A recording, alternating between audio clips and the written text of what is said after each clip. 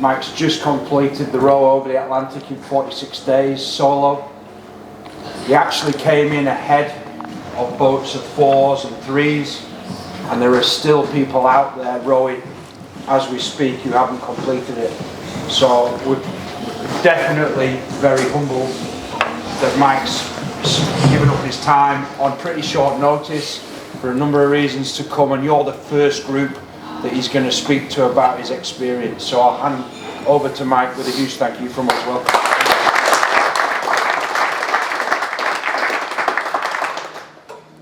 Nice to see you all again. It's good to be alive, man. It's good to be like on dry land again.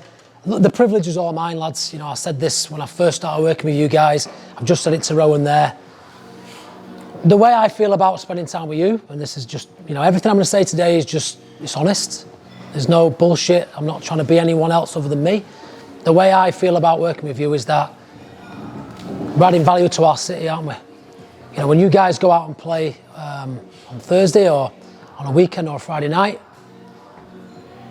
thousands of people leave that stadium or finish watching you on TV, and if you perform well, not necessarily the result, but if you perform well and they see you being you on the pitch, their week's better because of it. And so I think that the way I feel about it is, if I can add any value to you guys as players or as people, it's a real privilege for me. It's an honour to be here, and it'll always be that for me. So thanks for having me. There's no structure to what I'm going to say. There's no script. And the reason for that, I want to share some ideas, some learnings from the ocean, because 46 days alone at sea teaches you a hell of a lot and some big lessons. I want to share those with you. And the first one is about just turning up and being you and being vulnerable. And so if I'd have turned up here with a script, you know, something specific to say and a mask on, trying to be someone else, that's not me being me. And the reason I'm going to talk to you about that straight away is I believe that's real courage. On the ocean, I had to just be me. And I made sure that that story was narrated, for anyone who saw my Instagram, was narrated honestly. And I cried every day. And I missed home every day. And I was scared every day, all day. To the point where, as I was saying to Rich outside, my heart is in a bad way because of the constant anxiety. My heart rate variability is very, very low because of the stress. When you guys go out onto the pitch, and when I can say this now because I am old, when I was your age as a young Marine going to Afghanistan or Iraq, I put a mask on about being brave and tough because I wanted my mates to feel like that's what I was. I'm telling you lads, being vulnerable is the strongest thing you can ever do. Being honest with the people around you, going out onto the pitch and just accepting you are you for all your failings and all your strengths is what it's all about. So do that next time you play. Just go out and just be you and be free. Because when you are you, you're not trying to be anyone else, it's a great feeling. It's true freedom. I was about a week away from, I thought I was about a week away from finishing.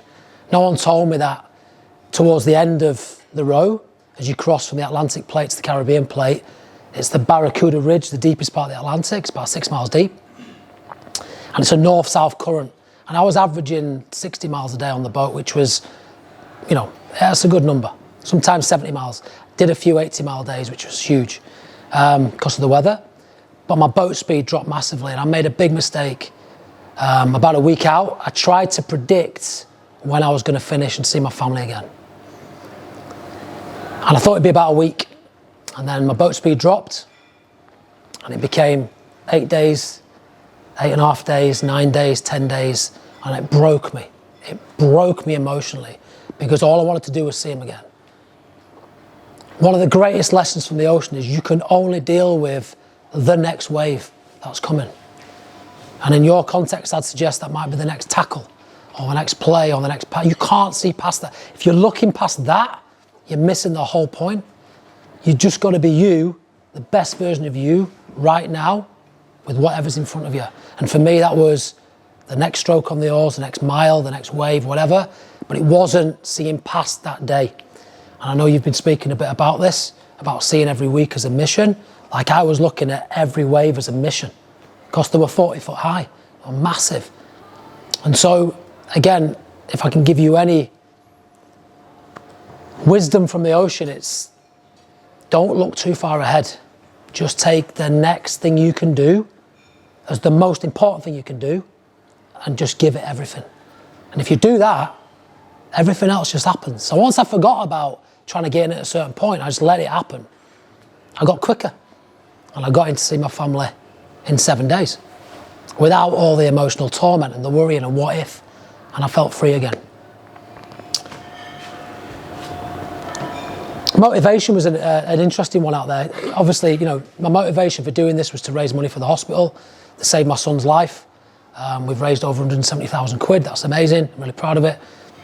And also I was motivated to have a positive impact on as many people as I could. I've always served, right? Like when I spoke to you last time about being a commando, that was serving my country, working in the MOD, the intelligence, that was serving my country.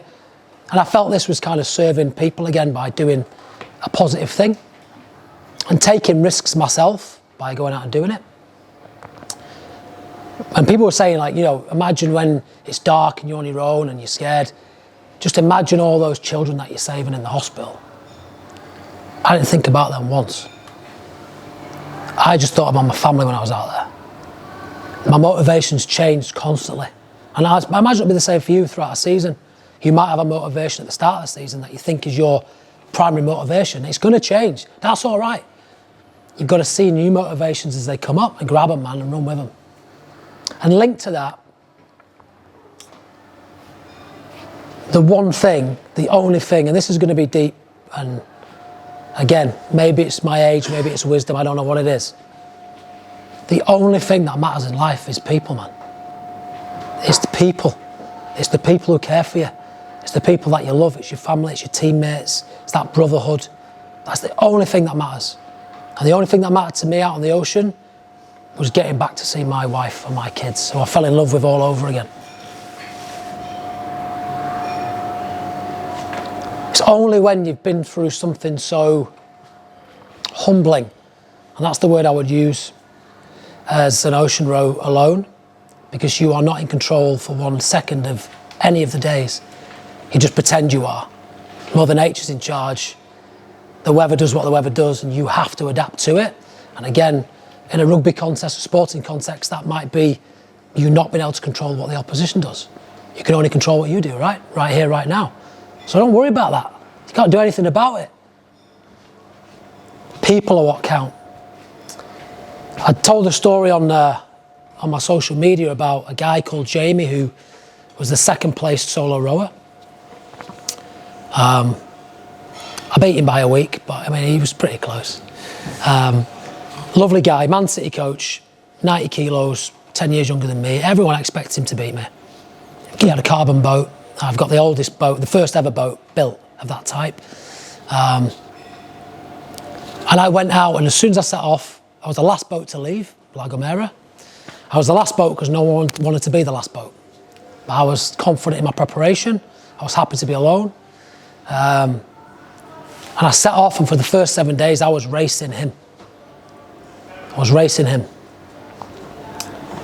And then I had a massive breakdown on day 6. Hadn't slept. And I can talk to you about my routine if you're interested, but I mean, it didn't have much sleep in it or rest. Massive breakdown on day 6. Rang my wife crying, screaming. And as always, she just listened and didn't say anything. She's amazing. And I turned round and a pod of dolphins had turned up. And it was a magical experience. And when they swam off, I felt like they'd kind of swam off with my ego a little bit. And I saw the road for what it really was, and it was a challenge for me. Well, I'm not racing Jamie. We've supported each other for 2 weeks in La Gomera. I wish him well. I hope he's safe. I hope he does well. And I called him up on the sat phone. And I said, listen, man, if we could cross the line together in however many days this is going to be, another 50 days, whatever, that would be what I want more than anything else. And then we called each other every Saturday at 2 o'clock, because he was the only person in the world who knew how I felt, the only other person on the planet at that time solo in the Atlantic on a little boat. It's people that matter the most. So think about that when you go out onto the pitch together. It's your teammates you're working for, innit? You can only control what you can control right now with what you've got. Don't look too far ahead. Most importantly of all, you've got to be you. And if you're feeling scared, or you're feeling nervous, or you're feeling anxious, you've got to tell your mates about it. I hope you do that, because it is real strength. And if you're putting a mask on and hiding it and trying to act tough, that's not strength, that's a weakness, because it will come out and you'll get found out. So they, I think, are my biggest lessons from the ocean. I said to the guys, I was coming here with no script. I could have forgotten everything. Thankfully, I've remembered some of it. I think it's probably more beneficial that you guys, if you've got any questions about what I've just done out in the ocean, my military career, my intelligence career, or what's next, get the chance to ask those questions, because there might be something that you specifically want to know. And if they're in, I'm cool with that as well. I'll say this, because it's a question I get asked every time. What's next? When's the next one? Are you climbing Everest? Are you doing whatever? There's more people climb Everest every year than have ever rode an ocean solo. So definitely not climbing Everest. That's not difficult enough. I'm not doing anything else. I'm starting a new business alongside my Jiu Jitsu Academy to help men live the next 45 years as good as the first 45. We call the next 45. Just signed a publishing deal with a huge publishing house. My book's coming out next Father's Day about my military career and about the row. But I don't feel like I need to do any big challenges to prove to anyone what I'm capable of or who I am. And I don't say that in an arrogant way. I say that in a completely free way. You've all seen who I am. And I've played it out live. I'm not talking about what I've done in the past. Those 46 days were played out live for everyone to see. And there's huge risks associated with that, right? Imagine if I'd have been rescued like the team of 4 Americans were when they capsized and hanging off the boat, trying to survive. Or I freaked out and I couldn't do it, or I hadn't prepared well and I failed physically. It takes a huge risk to go out and play out live for everyone to see. That's what you're doing on Thursday, isn't it? Respect to you guys. That's why people pay money to come and see you. Not to see you lift trophies, to see you be you, and to see the risks that you take every single time you turn out. And I'm in awe of you guys. And it's always a privilege. So